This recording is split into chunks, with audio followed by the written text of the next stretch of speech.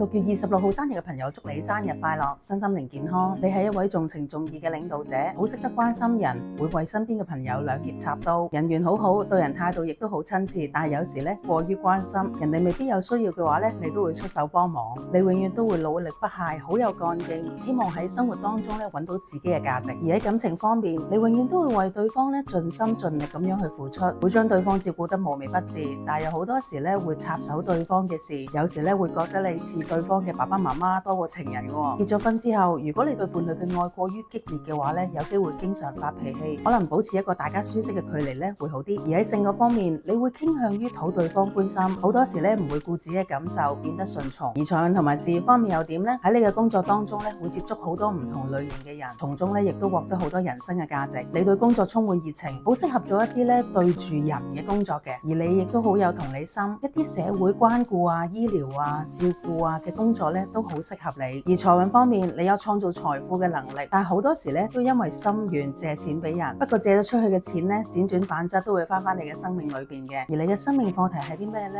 係你個人嘅自我價值啊！你見到其他人有問題，你就落心落力咁去幫其他人，但係唔係佢哋需要嘅呢？喺你幫佢嘅同時，有冇諗清楚佢嘅環境同埋佢嘅心情呢？